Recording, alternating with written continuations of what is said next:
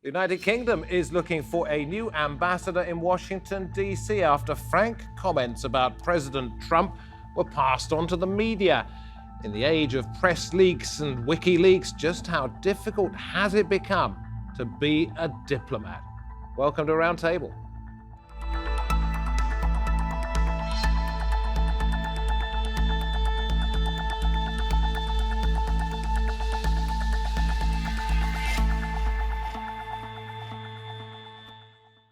Hello from me, David Foster. Very good to have your company. When the UK's top diplomat, our man in Washington, D.C., described Donald Trump as inept and insecure, he thought he was doing it in secret.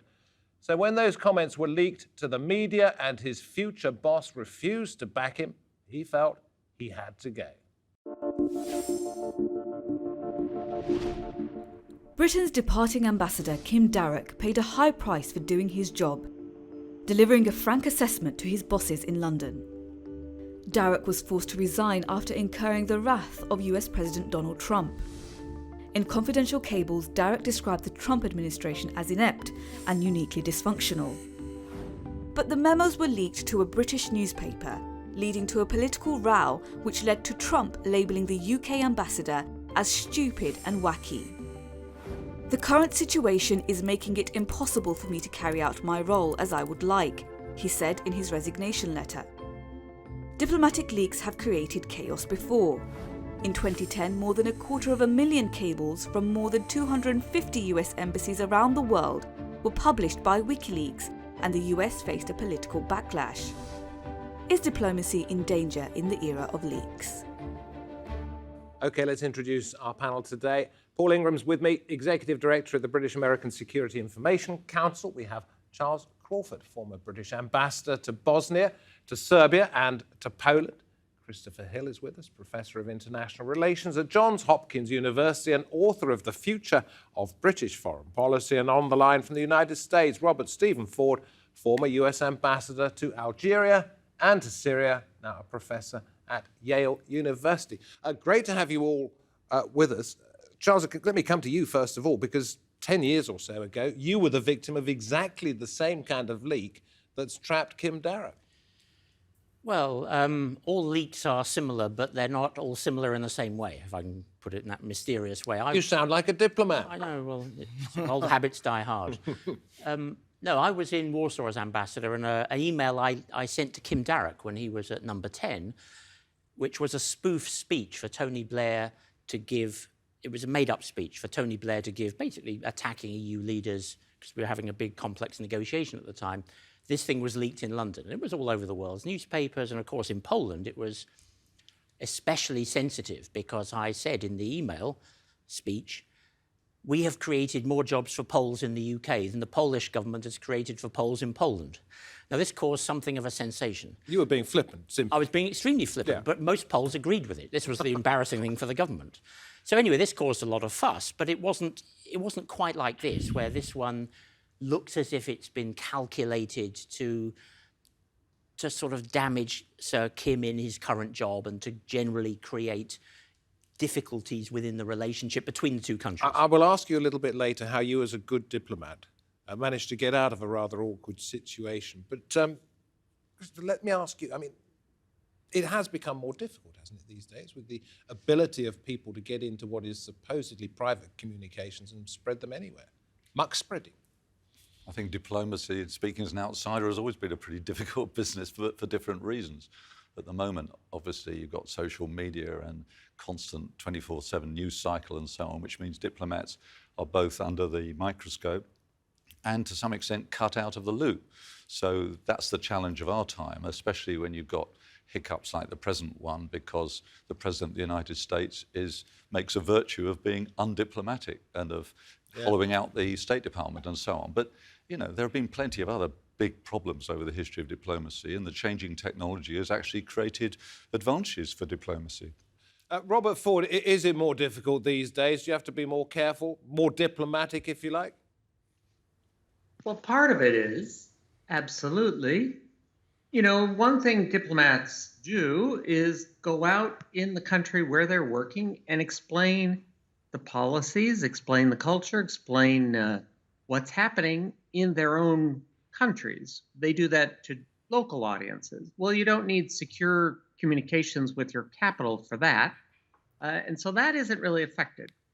But when you're trying to explain an issue back home to policymakers, it's obviously better to be able to do that in the most frank and honest way possible. Difficult if you have to constantly consider how it would look if it was on page 1 or page 3 of the New York Times a day or two later.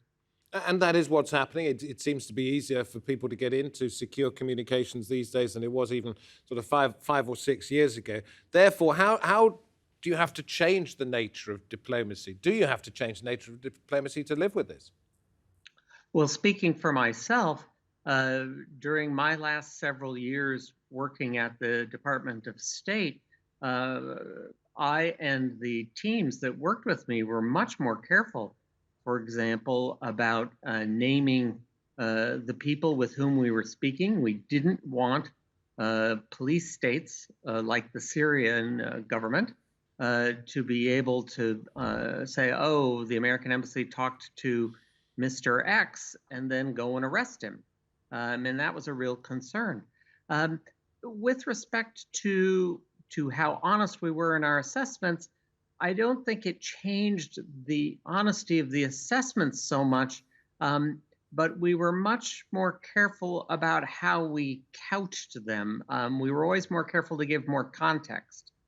Would it not be simpler? Well, let me come to you on this one, and everybody can throw in their thoughts. Would it not be simpler if you have something very sensitive to say, to put it on a piece of paper and make sure that it is for the eyes only of, let's say, the Foreign Secretary in the United Kingdom from the UK's ambassador in Washington, and make sure that it is hand-delivered in the diplomatic pouch? There's ineptitude here as well, isn't there? Well, there is always going to be really sensitive stuff to do what you've just described. But, you know, we're talking about large quantities of information going backwards and forwards. So I don't think it's practical to be talking about that except for the absolute high top confidential stuff. This is not that. This is not that sort of communication. I think what we just heard from Robert is exactly right, is that diplomacy has to happen in a way that people assume there is a chance of that communication leaking.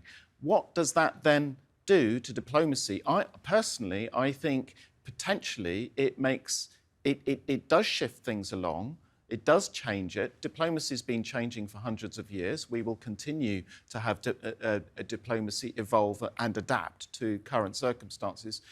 And one of the adaptations is that we have to take more account of the public and public diplomacy. As Robert just said, you know, part of the job of the diplomat these days is communicating with the public, not just with. But there are two sides, aren't there, to being a diplomat? And excuse me for using shorthand here, Charles. And there are many sides to being a diplomat. But there is the public side of diplomacy, which is being nice and explaining what's going on to forums.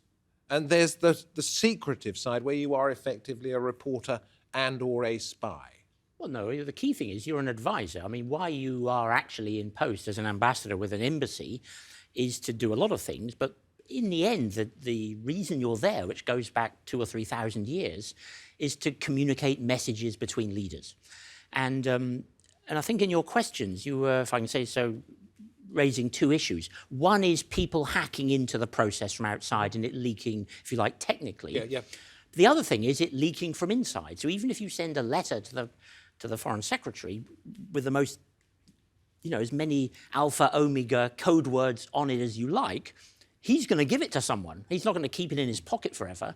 That will go into the system. It'll be filed somewhere. You can be photocopied. So there is no way of proofing yourself against insider leaks. So the only real difference we have at the moment compared to a few years ago, maybe a couple of generations ago, is the ability to disseminate that information rather than to gather it in the first place. It's always been possible to get hold of this information. Now it's just how it gets out to the public. Well, I think so. I think I was struck, you know, when I was researching foreign policy during the First World War. The Foreign Office back in the First World War, I think it generated over the whole period of the First World War 8,000 or 9,000 documents. That was it. Wow. we probably generate 8,000 or 9,000 documents every 20 minutes. So the sheer volume of electronic communication means that filing it, keeping track of it, prioritizing it, and all the rest of it is a completely different job. Now, just to finish off, 99%, in fact, I'd say 99.999% of things ambassadors send, including what Kim Darroch sent, does not leak. So you're talking about actually very, very rare occasions done perhaps from some sort of weird malice. What Charles just said there about the First World War is really interesting, and I think it bears emphasising, because there are more problems than just the secrecy. One of the problems and why the First World War was, many reasons why it was a problem, was the delay of information exchange, and the messaging took days. And it was because of that delay in information that the system created all sorts of unintended consequences that we don't have today, because the information is conveyed almost instantaneously. There's all sorts of other unintended consequences, but this is what I mean by adapting a diplomacy to the technology and the circumstances of Chris, the can day. I come to you? Can I come to you in just a moment? Because I want to go back to Robert, then bring the discussion back here. Because I want your definition, if you would, Mr. Ambassador, Robert Ford, of what is a good ambassador. What do you have to do to be a great diplomat? I think the most important, well, there are two things I think that are most important. Number one, you have to be a good leader and manager of your own embassy team. You want to get the most out of the staff that you have working with you and working for you. But second, I think you have to be an excellent communicator. That means communicating to government and non-government audiences in the country where you are working, but also you have to be a good communicator back to your own capital. May I just add one thing, David? You were talking about how to communicate securely. I'll be very frank with you. American ambassadors now, if they have something really sensitive to talk about, they do not put it in writing. They make a telephone call back to Washington and discuss it over the telephone, no writing. The phone lines are secure, it supposedly cannot be hacked into. And they give verbal briefings. They don't even put it in paper. Okay, Christopher, sorry, I stopped you from saying something. I think we need to just look at the macro side of it as well, because diplomacy means so many different things, different people. Diplomacy is not just done by professional diplomats, although they're very important. We can't imagine a world, the modern world, any world actually, without diplomacy as a function of international relations. What is it? Diplomacy is a way of handling both conflict and cooperation. Most of the time, as we've heard, it works because it's not in the public eye, it's not on the edge of war and so on. But sometimes it's absolutely vital in order to try to defuse the difficulties which sovereign states get themselves into. And if you don't have both bilateral diplomacy and indeed multilateral diplomacy within regional organizations and the UN system, I think we would be facing a whole lot of challenges which would make the kind of things we're discussing about leaks look rather trivial. The original premise of this program was, given the fact that documents are leaking now, is diplomacy becoming more difficult? Now, I think you've all said that you think that that was always going to happen anyway. Therefore, the difficulty I'm wondering now with diplomacy is, in a changing world, do you have to be a different kind of diplomat? Mm-hmm. Yes, absolutely you do. I think Robert's outline of what a good ambassador is very, very valid. There are a whole host of other qualities that are necessary. I think ambassadors do need to be using social media, so going in the other direction, being much more public. I think we also need to be recruiting people from the host country into a conversation that is more than just about how great one's own country is, but how countries need to take responsible action in the international community. How do we achieve global governance that is in the interests of everyone? These are conversations that I think the public need to be far more involved in than they have been up to now. And your thoughts, Mr. Ambassador? I disagree with all that, pretty much. I don't think there's any point ambassadors being on Twitter unless they are good at being on Twitter or Facebook and these sorts of things. So I think there's an art to being good at this sort of thing. So I think when the Foreign Office tells everyone to have a Twitter account and you look at the nonsense that comes out, you think this is just a waste of time. I would add to the list of qualities of ambassador, this for me is the key thing, and I wasn't always good at it, judgment.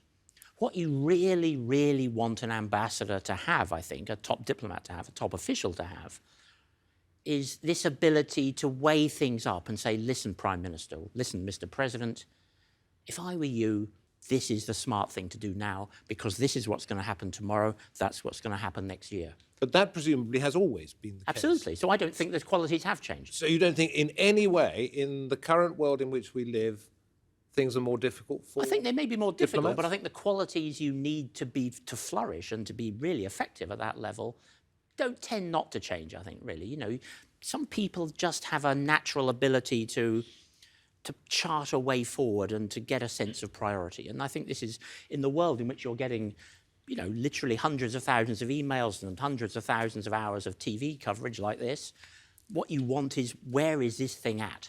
And it's very important in that context that we continue to attract people of high caliber into the diplomatic service. Because one question we can ask is, when do diplomats make a difference?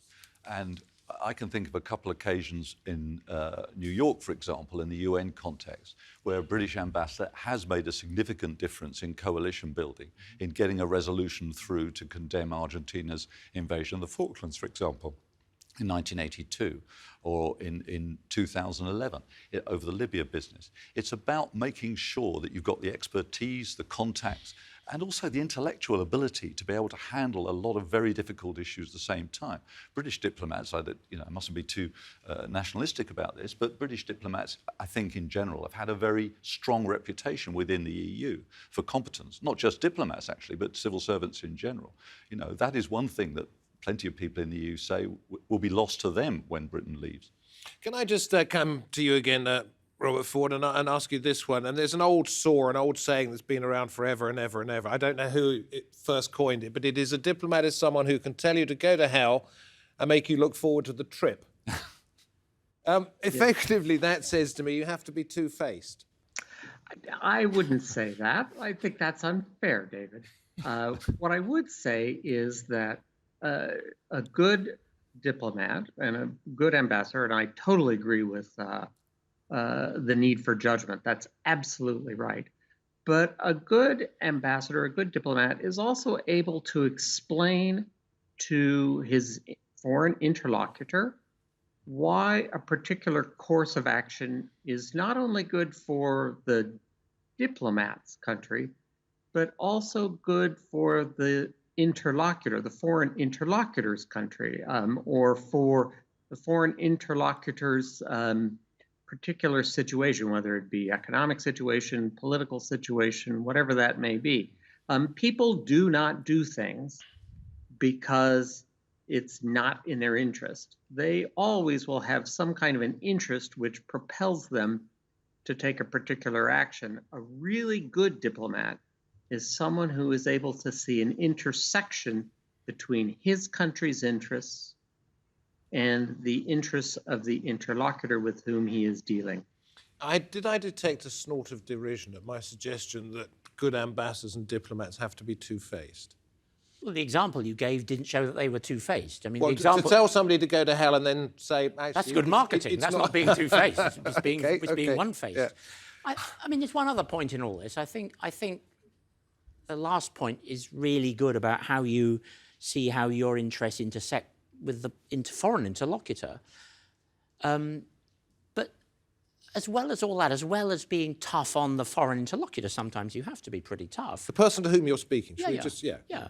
You're talking to the foreign minister of the other country. Yeah. But sometimes you have to be tough with your own people back at home. Say, I have to be absolutely honest with you, this policy will not work. If you think you're going to get these results, you will not get them that way. That is my professional opinion. And that's when you start to risk being unpopular back at base. So part of the drama of this job is trying to get the balance, if I can use that word again, between being very honest and being very effective. And I'm wondering, in terms of trying to get something that is good both for you and for the person to whom you're talking, his or her country, are you doing this with long-term interests in mind, or is it only the quick fix that you're trying to get out of it, like a deal? I think you should be doing it for the long term. You ought to be, and the diplomatic service has always talked about this being a long-term thing rather than an immediate issue. But unfortunately, a lot of our culture is going towards much more immediate decision-making that is not long-term. Short-termism. Short-termism, Yeah. and even more worrying, this idea that you can somehow exist alone in the world and that this is that you can put your national interests above all other national interests. That makes diplomacy really challenging. Which sort the of brings phrase "make America Yeah. great again," for example, or indeed similar sorts of phrases coming out in this country that are associated with Brexit, not exclusively Brexit, but some of the ways that the drivers that have taken us in that sort of direction, I think, are deeply concerning for diplomacy and global governance. Which leads us to the point you made before we went on air, that your book, Christopher, about the future of British foreign policy, if it only has short-termism in mind, vis-à-vis, let's say, Brexit, you suggested it might be a rather short book indeed, didn't you? Because you don't think there is much of a future. Obviously, there's a future for British foreign policy. The question is in what sort of direction it's going to go. And unfortunately, people tend to say it's one or the other. It's global Britain or it's European Britain or whatever. You know, the strapline of my book basically is that whether or not we do leave, and on whatever terms we leave, we have not much option but to have close and important relations with our European neighbours in various forms. Precisely what our ambassadors in all these countries... diplomacy is structural. Yeah. You know? Robert, let me ask you, because I want to come back to Charles in just a moment to ask him how he got out of that rather sticky mess in Poland as we round up the conversation. But as an ambassador in at least 3 countries, which I mentioned at the beginning of the programme, did you ever find yourself in such a situation that it was almost impossible to extricate yourself from? And I'm not talking physically. Yeah, no, I understand.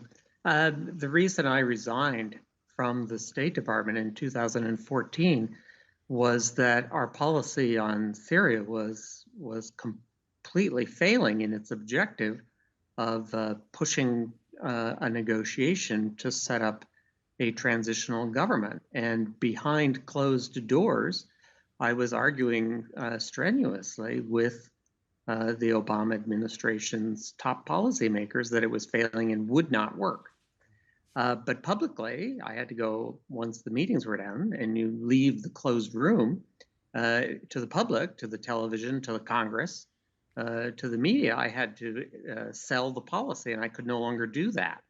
My own personal integrity began to come under attack in the American Congress, for example, and it was impossible. So I actually simply had to resign. Collective responsibility. Do you want to add to that and then tell us? That's a very Your own powerful personal example. story. I mean, you know, you do get situations where the gap between what you can intellectually defend and what is actually happening becomes so large, it really becomes, you know, personally difficult for you. And that, I think, comes down to judgment. One of our old ambassadors had a very good expression, which he quoted from his old ambassador, which is, you have to make the distinction between things that are really important and things that matter. And this is the drama. Some things are very important. They go on over the decades. But some things matter now because the American president's about to land and we haven't fixed this issue. You know, so that's part of the trade-off, I think, in the wisdom of the whole thing. How did you not end up with egg on your face I was covered in egg. in Poland? I was besmirched. You were like an omelette. I was like an omelette. But in the end, you just wash this stuff off. And it wasn't like the Kim Darroch one, I think, where I was personally embarrassed with the Polish leadership. You know, if I was in your house, I'm a guest in your house, and we're all having a nice time, and everything's fine, and you discover I'm sending letters to people saying you're a horrible host, and your cooking's horrible, and the bathroom is dirty, it's not going to be the same. Yeah. And if you then end up being found out to have said disobliging things about the leader of the country you're in a mess. I wasn't in that situation, really, so I was able to carry on, and, you know, after a few days, it blew over. But do you understand exactly why he said what he said? I understand exactly why he said what he said, but what I don't understand is why it was leaked and how exactly it was leaked. And what's not clear from all the torrent of comment is that's the only real thing that matters. Because when you see that, you can see whether what he wrote is part of a much wider block of work that was saying that, or whether it was just a one-off, what the context was. And I suppose this is where judgment comes into it, because somebody at some point is going to follow the crumbs back to the gingerbread house and say, this is what happened and this is why. And that's the important point. Maybe. I mean, the crumbs may not lead to a gingerbread house. We just don't know. But, you know, if they do lead to a certain gingerbread house that will be ascending the throne later on this week, then maybe there will be more scandal. Oh, for goodness sake, conspiracy theory upon conspiracy theory. But a great life. Being a diplomat has its moments. And Robert, you pleased to be out of it as we come towards the end of the programme, or do you still hanker after that life? It was an excellent career for 30 years. I met some of the most interesting people and I worked with wonderful teams, but life is full of other things too. Robert Ford, up in Maine in New England. Enjoy the beautiful weather. I'm sure it's fantastic up there. Thank you for coming into the studio. For me, David Foster, thank you for watching. We'll be back very soon. Goodbye for now.